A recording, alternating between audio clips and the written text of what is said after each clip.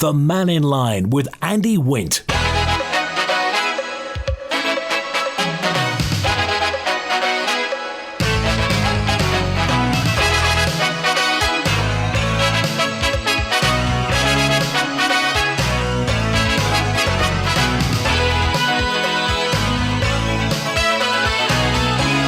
Fast am I. Good afternoon, welcome to Mannin Line, Monday lunchtime on Manx Radio. Hope you had a good weekend. Maybe you went to see the Ravens and their 1-1 draw on Saturday, or perhaps did you go and see Chicago at the Gaiety Theatre? Whatever you were up to, hope you had a good time. So what's on your mind today? We're open line through till 1, call 66 13 68. This new seawall in Douglas appears to be entering the end game. £900,000 for this 4-foot wall running from the War Memorial on Harris Prom to the Empress Hotel. £900,000. Last week they got planning permission for it.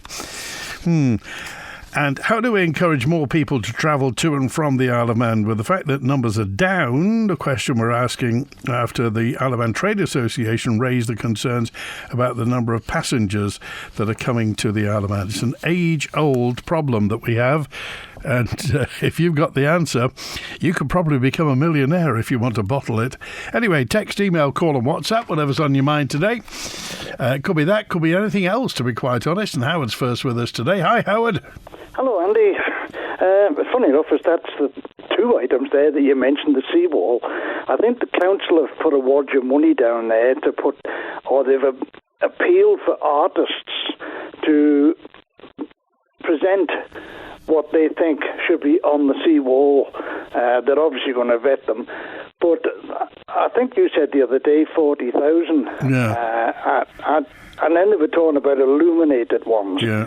So to me, that is encouraging graffiti. Well, the thing is, I mean, they say 40,000. I have to tell you, I've heard on the grapevine it's going to be a lot more than 40,000. Well, I've heard 60-odd thousand plus. You know, where do they stop? But 40,000, you said the other day, I said, well, I thought to myself, somebody hasn't put the VAT on it yet. But one of the also concerned, you know, the money. Now, perhaps somebody can remember this. It's not our present government. In fact, I think it goes back about 3 governments.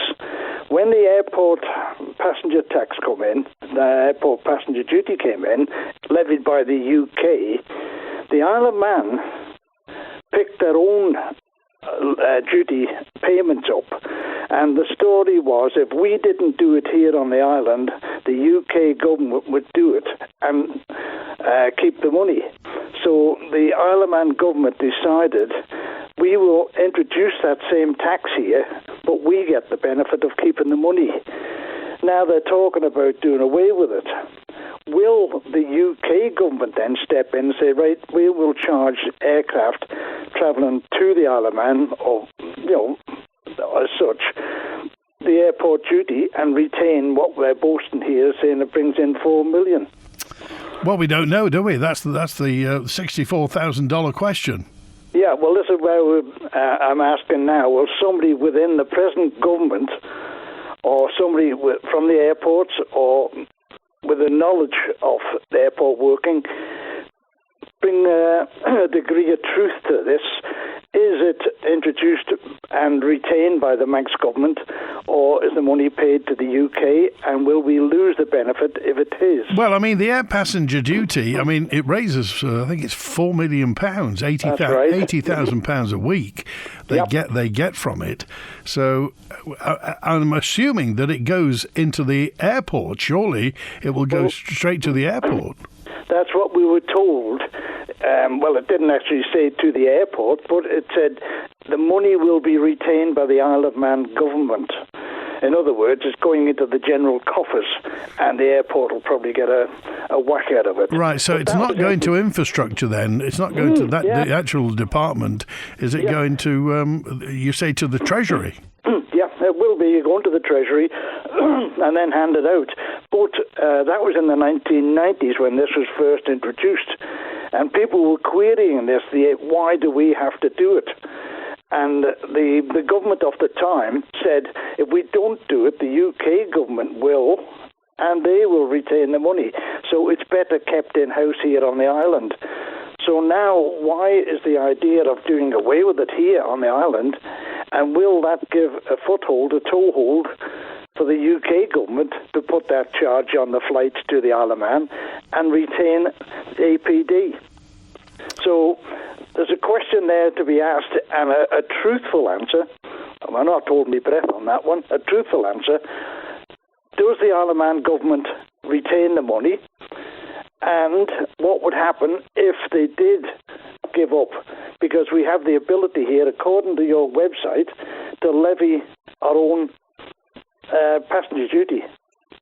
So there is a group at the moment, a chap, I don't know who he is, Brian Kelly. Yeah. And it was introduced in 1994 to address the anomaly that there was no fuel duty levied on the Isle of Man airport. Right. Well, on avgas, there is VAT and a duty. On jet fuel, there's no duty. Right. So that is pulling the wool over the people's eyes. Well, 1994 would have been, I believe. I mean, Donald Gelling became chief minister in '96, so it will be Miles Walker. So Miles Walker would have been chief minister. That name rings a bell from when one of your callers the other day saying about the 44 million that was taken out of the pension fund to assist in the building of the hospital. Was it ever paid back? And it was Miles Walker, his government then, the same man. So let's have a degree of truth on this one, because the people deserve it. Okay, all right, Howard. Good to hear from you. Thanks for that. Take care. Bye now. And let's go to Peter. Peter's with us now. Hi, Peter. Oh, hello, Andy. It's Peter Murcott here. Freedom of expression, which is in dire peril in the Isle of Man. I repeat once again, because there's a consultation out on the Safe Access Zones bill. One of the problems is that people won't appreciate what exactly this bill is doing. I'm not sure how they can therefore fill in the consultation. That's why I want to just try and enlighten them. It's basically about healthcare services, because the zones would be imposed by the Department of Health or by someone, by the operator of premises which are not belonging to the Department of Health can actually apply for the zones to be imposed. Second thing is, the zones would cover private land, because it says an area. You draw an area around the premises. In other words, the boundaries of the premises where the protected services are going on. So the news that you've had from Scotland about, which has come into the news about what they were saying in October, about things that go on private land would be included. They would be in the Isle of Man, and there's a lot of ramifications there. Now, the next thing is that these zones, although they say 100 metres initially, they can be extended to an unlimited length, so therefore you could shut the whole island down, or effectively shut most of the main towns down in the Isle of Man. The next thing is, when the zones are imposed, they do not have to justify it. They don't have to give any reason. They just have to go through a procedure. So they don't have to justify it. Probably worse than the Scottish legislation, if such a thing be possible, is that the buildings where these protected services are given, and that will include counselling, information or advice, they have to, insofar as they can, they have to anonymise them, so you don't know actually where the building is. And there you've got another problem, because it's very difficult to raise any objection about these, because you have to go to the High Court, which most people haven't got the money to do. But in any event, if you go to the High Court, you have to identify where you're talking about. And if the buildings are anonymised, I don't know how you do that. But probably the worst thing, and that's bad enough, what it is. The worst thing are the offences. They reenact offences that already exist, like using threatening behaviour and harassing, intimidation. Those already exist in the Isle of Man, except that they don't reenact the defences, so they are offences without any defence, unlike the existing law would give. But then they have these curious offences which are totally hostile to free speech, seeks to influence a person, no intimidation, just influencing someone, someone who advises or persuades someone, or someone who in actual fact repeatedly occupies one of these zones. If you persistently, continuously or repeatedly occupy it, it doesn't say what you have to do beyond just occupying it. It doesn't put any offence down. So, as I've said before, suppose I occupy this zone as a private house and with known opinions and so on. I mean, am I committing an offence? Have I got to sell my house? I'm just wondering, Peter, who will determine whether an offence has been committed? As you say, Right. It's almost Lewis Carroll. You don't know what you don't know what you don't know. You could be in the place that's anonymous and do something and possibly break the law without even knowing that you're breaking the law, and then get charged. Right. There's every step I take here, Andy, gets worse and worse. The enforcement is by a constable. Now, if the constable has reasonable grounds for believing that you've committed an offence, they can direct you to leave the safe access zone, or they can remove the person from the safe access zone. Suppose it goes to court, and suppose you've got a sort of an excellent lawyer who knows his stuff and proves that you had not, even though they've got this heavy-handed wording, he manages to find you were not committing an offence, and that would be difficult, really. Then you still, if you refused to comply with what the officer said, you'd be committing a separate offence of not complying with what the constable reasonably believed. As long as his belief is reasonable, it doesn't have to be proved that you were committing an offence, even if you got off that. Though that's a separate offence, it would be an offence not to comply with what the police say, what they reasonably believe. And, of course, the penalties are maximum £5,000 fine or 6 months imprisonment. And I would say a further point here, and there are so many that could be made about this very, very dangerous legislation, which has actually reached its second reading in the House of Keys and has been approved at the second reading. And now they're consulting on it when they've actually agreed in principle to it, which is astonishing. I don't think that the police would want to get involved in all this, because where there have been demonstrations in the past, the police have very sensibly stood back and they've said things like, well, we take a decision based on what the Human Rights Convention says. And they were very reluctant to start inhibiting free speech. And what you're doing by this bill, because you're dragging the police into it, you're going to damage police public relations, and at the moment they're good, and it's going to do untold damage because you're turning them into sort of public censors of what people can say, think, do. And let me just tell you one other thing. I know there'll be maybe the odd listener here who doesn't like me mentioning the assisted suicide, but I have to do it because despite protestations to the contrary, I believe once that bill is through, if it gets through, they will become an innovative procedure and they will be covered by this. Now, we've got the suicide prevention strategy, and here you've got the bizarre thing.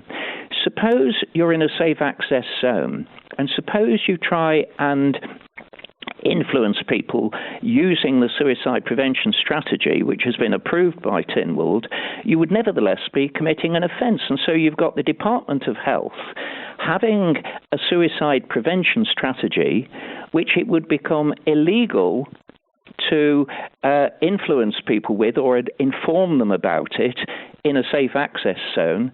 And if that isn't Alice in Wonderland, I don't know what is. Well, as you say, the whole thing is down to interpretation. And if that's down to a kind of warranted officer of the law, then that could vary from officer to officer. It could, and I repeat the fact, my wife used to be a special constable, and I'm a great supporter of good police public relations, and I've had police officers related to me, in the family. And so I'm very supportive of the police, and I'm a great believer in it. And we've got some excellent police in this island who are very careful to maintain good relations. This bill is going to destroy it because these so-called safe access zones, let's call them by their proper name, they're censorship zones to such a degree that is never been known, I don't believe, in a free democratic society. And we're walking blindfolded into this. And do you think all members of Tynwald are fully aware of all this? Are they aware of the implications? I think that when they came to second reading, the answer has to be no, because they approved in principle, which is what second reading does, by 19 votes to 4. However, the 4 will know more about it, and a paper of mine has gone to every member, I believe, of the House of Keys. What their response will be, I don't know. But the trouble is now, politically, even if the majority of the public says they're against it, and that will be difficult in one sense, because I don't think they fully understand what it's about. And they won't understand it from the consultation. I'm not sure politically then where you would go from there, because the bill would now move to, having approved it in principle, it would go to the clauses stage, and unless they rejected it at third reading, or unless the mover of the bill withdrew it, it's already on its legislative journey. And that's another astonishing thing in the Isle of Man. They have a very highly controversial bill. They let it get to second reading, and then they consult about it when it's politically more and more difficult to do anything about it. Okay. That's where we are. Appreciate it. Peter, thanks for calling today. Okay, thanks then. Bye-bye. Okay, and Christine's with us now. Hi, Christine. Oh, hi, Andy. I'm just ringing from Williston regarding the MiCard situation. Yeah. I've got a friend that's actually opened an account. He's never had a bank account before, and they've done it wrong in the bank with the digits, and they didn't pay him for the week, and he has to go in again about it today. And he's on the DLA, and he's really upset about the whole situation with the changeover, Andy. Oh, crikey. So, and I thought I better let you know. What does he want to happen? How does he want it resolved? Well, I don't know. He's going in with his sister to the bank today to see if they've sorted it out. But he lives alone, so he's had to, borrow a little bit of money off his family, blah, blah, blah, and he's really, really upset. And he has a pacemaker, so it's not good for him. Oh, crikey. So I thought I would just ring you about this situation. I wasn't happy when I heard about what they were going to do, because I'm already with them, but I have got a bank account. But I thought it would probably happen like this, where, they get it wrong on a weekly basis, Andy, or a fortnight. My word. Well, will you keep us aware of what's happened, Christine, and let us know what happens? I will. I won't be probably seeing him till the middle of the week, but I will ring you back and let you know what the outcome was, Andy. Okay, we appreciate that, Christine. Thanks for calling today. Then. All right, bye-bye. All right, thanks for hanging on as well. I want to go to... Oh, Chris is with us. It's Chris Robertshaw. Hi, Chris. Oh, hi, Andy. Just a quick, to follow up on Peter's point. Of course, this piece of legislation, which he was talking about, was very much front and centre for J.D. Vance in Munich over the weekend when he was talking at the security conference, the International Security Conference. He absolutely ripped into this as it applies in Scotland. I just wonder, are our legislators completely asleep, nodding this sort of controversial stuff through? Effectively, if you listen to what Peter said, people may not necessarily quite know where it is that they're not supposed to say certain things or act in certain ways. They're not actually sure what it is that they're allowed to say or not to say. And then thereafter, they're not going to be able to reasonably argue their case because, as he says, it would go to High Court.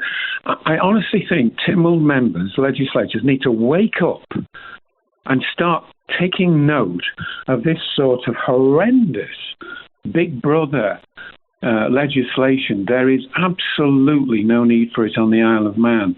It's for them to show that there's an urgent need for it. There is no need, and our freedoms are being ripped away by Tynwald, by Keys, and by, if presumably Legco pass it through as well, by Legco as a whole. They should be ashamed of themselves. That's really all I've got to say about it. I mean, there are laws there already, surely, the harassment law and trespass and things like that, surely. Well, exactly. I mean, but Andy, where's the need for it? I mean, the Isle of Man is a calm and peaceful place, and to start this preposterous pursuit of Big Brother legislation is just completely out of order. And the way it's been interpreted in Scotland, which Peter says here will be even worse, has been ridiculed across the world. I just wonder whether we want to become ridiculed as well. I just say to them, wake up. Oh, Chris, who can put the brakes on it? Well, the members can. They can. I mean, if they're at second reading, they can stand up and express themselves. They just seem to be asleep. They're just nodding stuff through. Legco can stop it as well. There's all the stages in Legco yet, and there's still clauses in Keys. And I'm going to follow this because I'm going to follow who says what. I'm going to see which members are awake and which members are just nodding stuff through. Okay. Disgraceful, Andy. Appreciate it. Totally unnecessary. Thanks, Andy. Appreciate your call. Thanks, Chris. We're open line through till 1. Call, text, email and WhatsApp. And Julian's on. Hi, Julian. Hi, Andy. Yeah, I just wanted to back up what Peter and Chris have just said. And no matter what anybody thinks, when you've got J.D. Vance, his speech at the Munich Security Conference, it was kind of embarrassing for the UK and Scotland. He mentioned the case of Adam Smith-Connor, 57-year-old physiotherapist and an army veteran, and he was convicted of the heinous crime of praying silently 50 metres from an abortion clinic that was subject to a 200-metre access zone.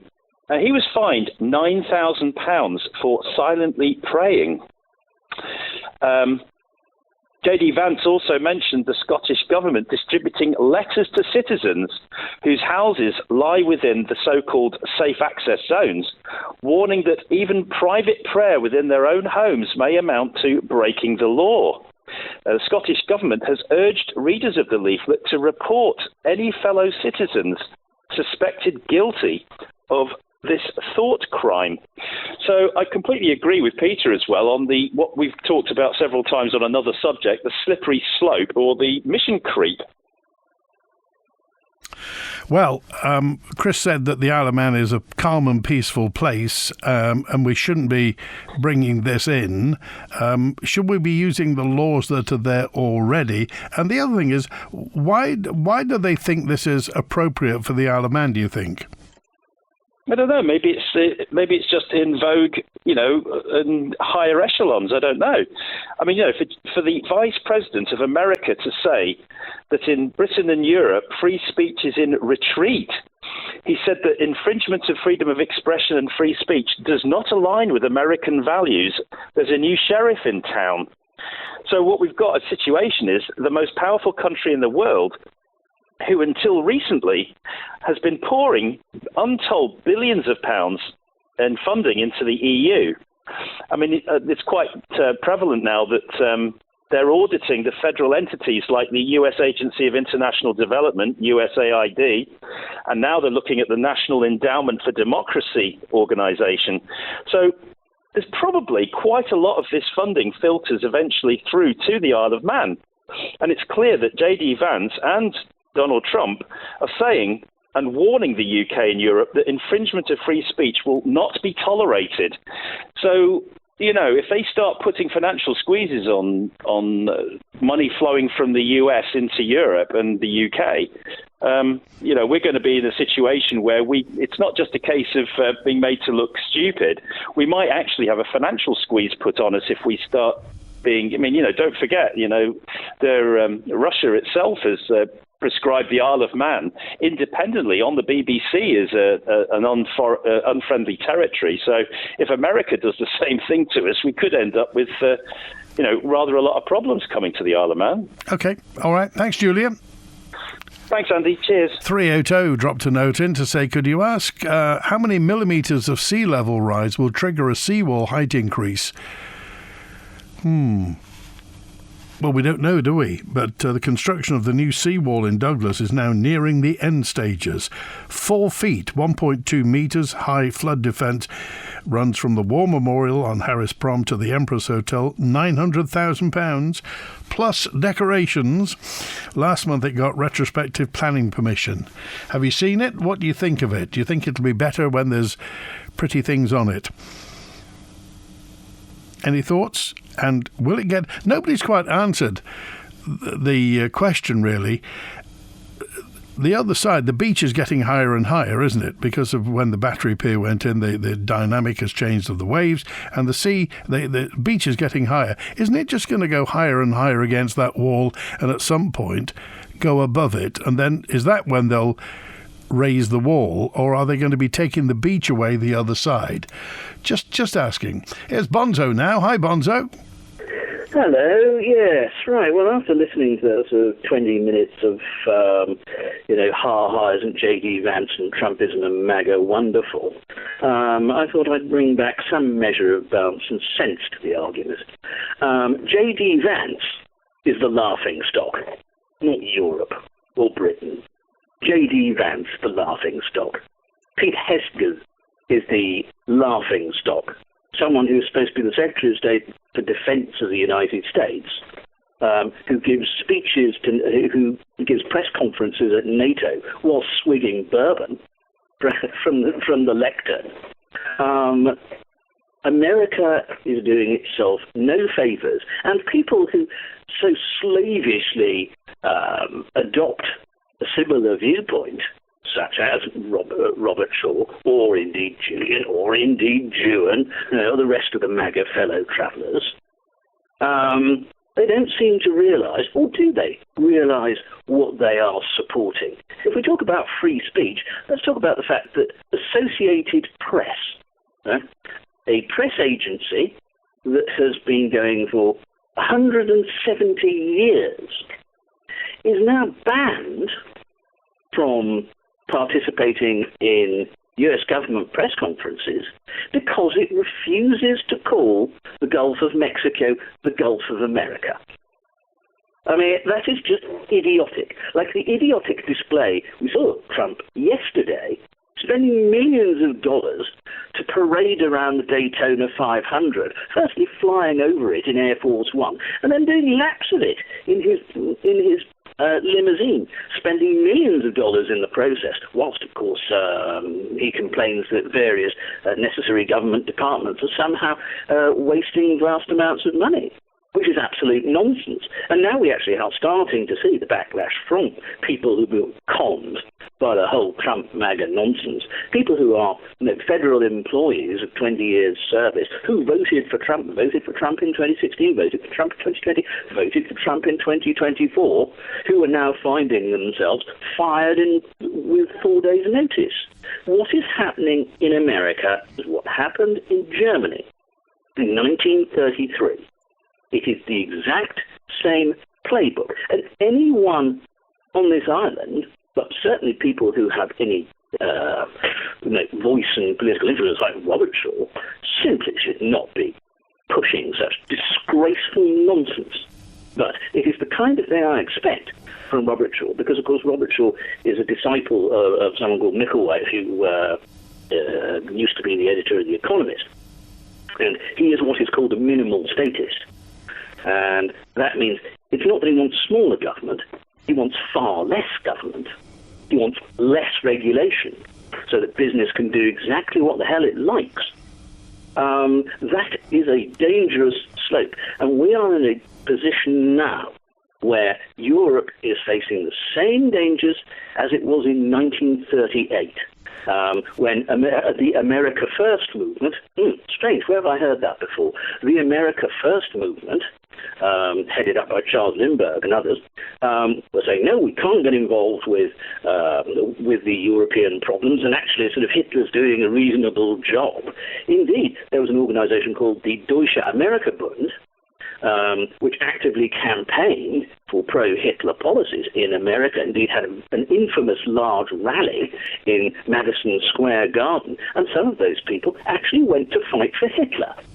So I think this glorification of Trump as and his acolytes as some kind of defenders of free speech is nonsense on stilts. So, how do you account for the fact that Mr. Trump has been elected twice? Well, Hitler was elected twice. But you're not drawing a parallel, surely, between Nazi Germany and 21st century United States? Well, not quite in the same way, because Trump is more like Hindenburg, the president of Germany at the time when Hitler was elected chancellor, who thought he could control Hitler, in the same way as Trump thinks he can control Musk. But Musk's 4-year-old son, if you remember recently, there's this infamous incident in the Oval Office where Musk brought his 4-year-old son, X, into the place, and the little lad was busy taking the mick out of Trump, and in a loud kind of offstage whisper during this press conference was heard to say to Trump, "You're not the real president. Go away." That's what we have now, and like Hindenburg, Trump has now found something that he can't control. Okay, all right, Bonzo, we appreciate it. Thanks for calling today. Thanks very much. Bye. 22 minutes before 1. The persons praying silently by abortion clinics are only doing that to intimidate already vulnerable women, says 901, which I find disgusting. Take that wall off the promenade, move it to the other side of the Isle of Man, and please don't paint the new concrete on the prom, otherwise maintenance expense will keep costing us money. And if not maintained, it'll look awful after a while. Have a nice day, says 382. Thank you for that. Repairs and clean-up from the severe storm of 2014 and 2002 cost millions. How much more than the improved seawall? It's nothing to do with sea level rise. It's about damage that storms already cause, says Gary in Port St Mary. Governments achieving nothing tangible. Health, housing, transport, business, all failing. Seems to me that Tynwald's copying UK legislation like protection zones to leave a legacy, says G. And the new seawall, says Fran, looks hideous. Another waste of public money. A gold-plated, non-needed contract, 900,000 plus 45 to decorate it. Thank you for that. These are... it's 801 reminding everybody, this is an opinion show. These are everybody's views. So we all know that. Everybody, if you're just listening, by the way, this is not fact. This is an opinion show. Everybody calls in with an opinion. People have different opinions, and I trust you to make up your own mind and come up with your opinion. Is that fair? On our island, you know the value of the real thing. Fresh air, unspoilt landscapes, a road that truly connects you to the ride. That's why at Manx Petroleum, our premium vehicle fuels are just as pure. No unnecessary metallic additives, no shortcuts, just quality ethanol-free petrol and fame-free diesel. The way it should be. When it comes to what goes in your tank, go premium, go Manx Petroleum. Manx Petroleum, always here for you. See what's in store now at Ramsey Garden Centre. We've spring and summer bulbs and seeds and plants for tubs and borders, plus onion and garlic sets, seed potatoes, spring planters and more, including azaleas, rhododendrons and roses, fruit trees, primroses and violas. There's something for gardeners young and old at Ramsey Garden Centre. And for exclusive offers, pick up a reward card today. Check on Facebook or call into Ramsey Garden Centre. Open 7 days a week on Albert Road. We interrupt this broadcast to inform all our listeners about the huge range of bathrooms and showers on display at Pacesetter. Yes, you all know that Pacesetter is known as the island's largest tile store, but I'm here to tell you that their bathroom displays are truly inspirational. Visit Pacesetter on Harris Terrace, where you'll discover a fabulous collection of stylish bathrooms. There's something to suit everyone, with design available. Pacesetter bathrooms and showers to show off about. Want to find out about life assurance, critical illness cover and income protection from the experts? Worried insurance companies don't pay out? Come to Financial Options free seminar in association with Aviva on the 20th of February. Find out how much insurance companies pay out and what you're covered for. Learn about these essentials and protect your family or business. For details, visit Financial Options on Facebook. Chase Financial Services Limited, trading as Chase Wealth Solutions and Financial Options, is regulated by the Isle of Man Financial Services Authority. Tomorrow, the Treasury Minister, Dr. Alex Allinson, will unveil his latest budget. And to find out how it will impact you, we'll have all the details on air and online, brought to you by Crow Isle of Man. And on Friday, there's a special programme, an audience with the Treasury Minister starting at 5 p.m, and you could be there live. To find out details about how to apply for a ticket, go to manxradio.com. The Mannin Line with Andy Wint. It's 18 minutes now before 1 o'clock, and it's Tony with us now. If I'm not mistaken, former Chief Minister, MHK, Tony Brown. Hi, Tony. Hi, Andy. How are you? Very well, thanks. Good. I was just interested in hearing the comments that have been made, very well actually, about the Safe Access Zones and Protection Public Places Bill 2024, which I've been actually looking at as well with a view to putting in firm views on it. It's actually, in my opinion, quite dangerous legislation, especially when you get to Part 3. Some of the other bits don't matter in that sense, but Part 3 very much impact on the public's rights and civil liberties, and I really am concerned about it, so I will be putting views in. Why do you think they've gone for this bill, though? Well, I think first thing to make is it's actually not a government bill, it's a private member's bill, which is moved by Dr. Hayward, who is now a minister, but when she moved it, she wasn't. I do find it rather bizarre, was it Peter who first spoke, where he made the point about the consultation happening after they've had the second reading given, and I think that's, again, quite a concerning procedure. I mean, normally, if you get even a private member's bill, it either goes out to consultation before it goes to the keys, and or if it gets second reading, it might well be referred to a committee of the House to consider the detail. And this bill, it really is quite concerning. I've tried to work out why it's needed. I don't really understand that, especially the bit where it impacts on public spaces.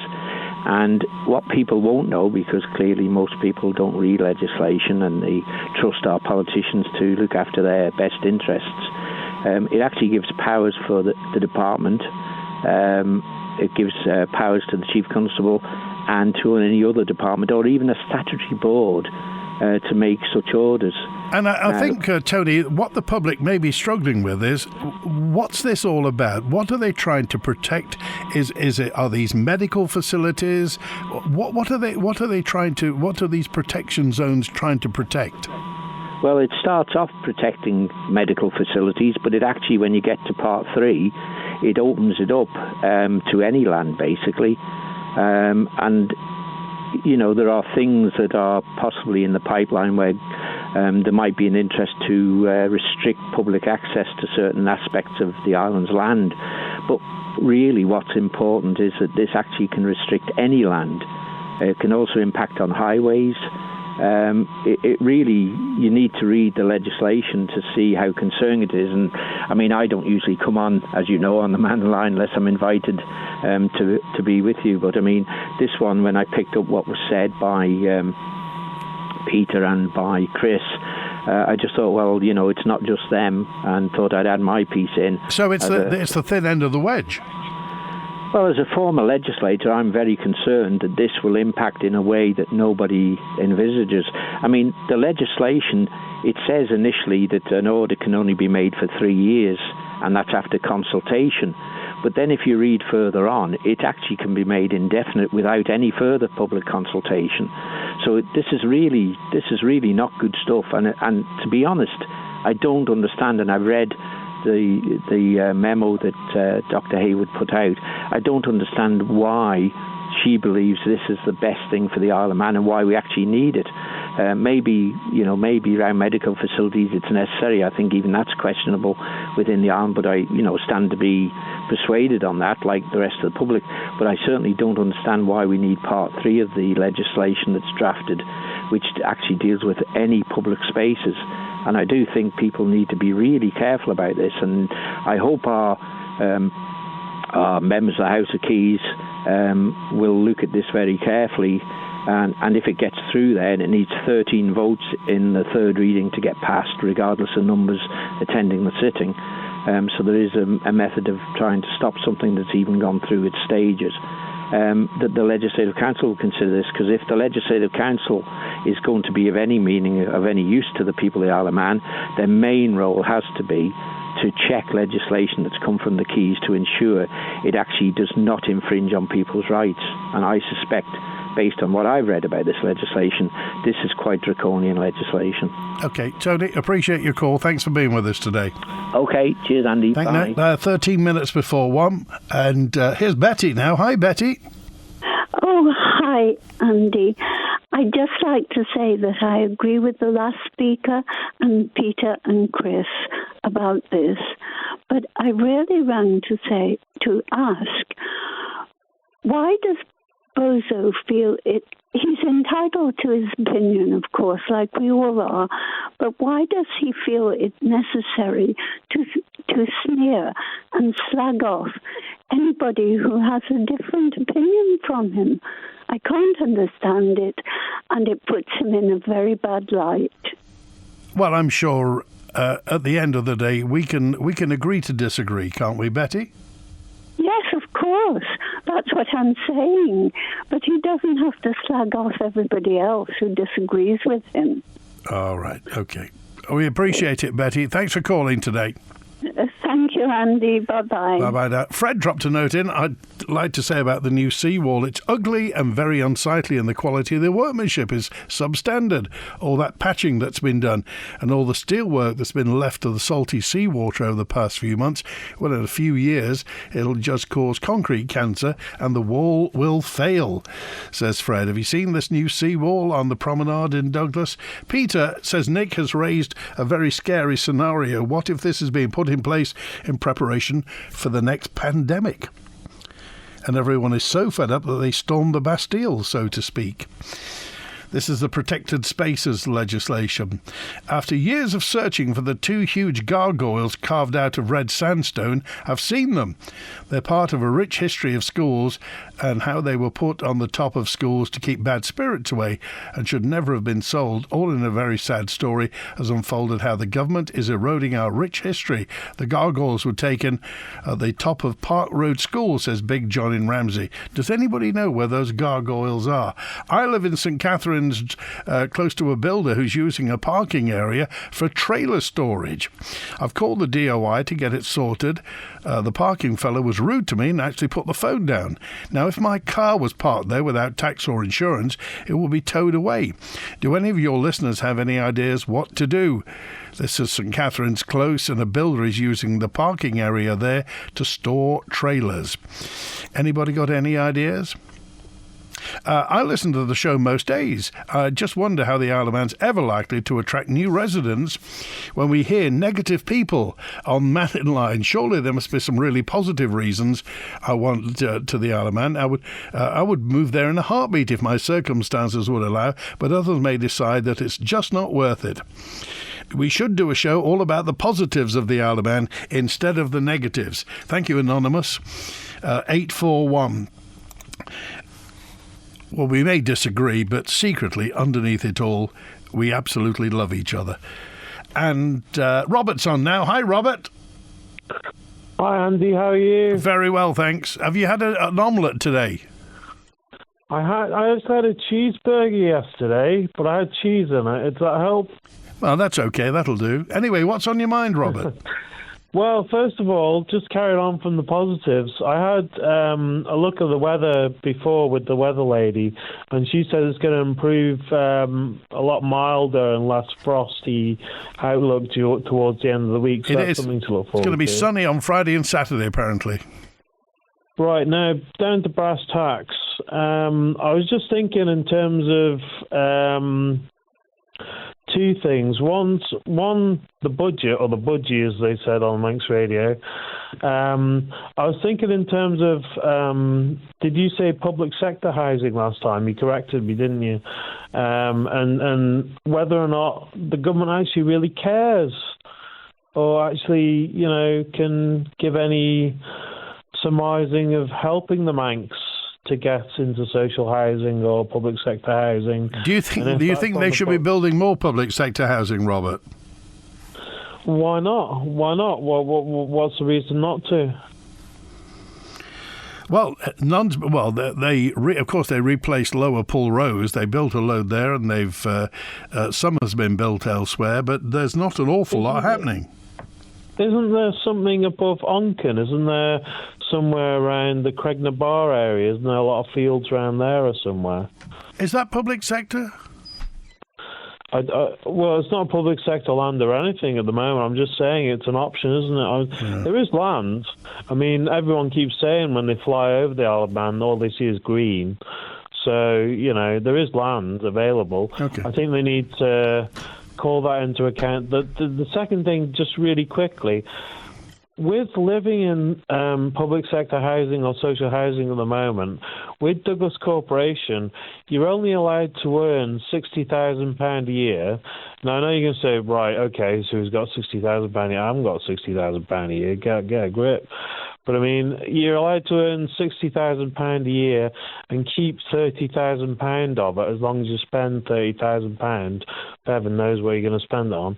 I just think that's a ridiculous rule, because if the money does come in and you're in a position whereby I just think they should increase it or get rid of that rule, because there's no way you'd be able to afford any type of house or... if you're working, you'll be paying it off for the next 30, 40 years. There's no way you can get any type of situation where you're going to get a house in those circumstances, is there? Am I wrong? Lots of people are trapped at the moment, Robert. Lots of people can't move. Lots of people may earn plenty of money, but it may be swallowed up in rent. Well, you're right. I looked at the Big Issue paper, the periodical that comes out every so often on the co-op newsstands, and it said it's time for a fresh start. Okay. I think that just sums it up, so I'll leave you with that. Appreciate it, Robert. Thanks for calling today. A note in from 209 just says, Andy, MHK should have to sign every paper that they have 1, read, 2, understood, and 3, will be legally responsible for its effect. On Friday, I was trying to get to the story about the bees because it's really important, in particular foul brood, and I got a note in from Tim who said, I'm a beekeeper of nearly 10 years on the Isle of Man, but you continuously learn as you go along. I'm supportive of the new legislation, except in one area, and I've taken it up with DEFA and very recently my MHK. The inclusion of beeswax is causing anxiety to beekeepers because worker bees produce wax from the glands near the rear of the body. They form comb, which gets old and dirty over time. In a 3 to 5 year period, all the comb, for biohygiene purposes, should be changed for new to avoid disease like foul brood. Now, beekeepers generally buy and use foundation, which is sheet wax embossed with hexagons, which they insert into frames which go into the boxes called supers or brood boxes as part of the hive. Bees draw cells building off the foundation. It seems that as suppliers in the UK do not manufacture foundation, that's an assumption based on their advertising material, to the high standards required by Manx law, it can't be imported in the future. Now, local foundation is not available, and the amount of wax needed on a year-to-year basis is not produced on the Isle of Man by each beekeeper. There are a whole range of implications following on from this, and the issue seems to be skated over as the chief veterinary officer said on Manx Radio today. It could be wrong. I could be wrong on any of this, but I can't find a European producer online so far either that produces wax to the high EU standard quoted. My legal beekeeping days could be over. Could we have some clarity on this, says Tim. By the way, foundation's been used for years with apparent problems with disease, so why the draconian regulation introduced without much consultation? Now, that may sound humdrum to you, but bees are very, very important to the Isle of Man and to the world as well, but principally, in this instance, to the Isle of Man. That's it. We're back with another open line tomorrow. Remember, it's budget day tomorrow. We'll have all the details. And thanks to Chris on the phones. WINT.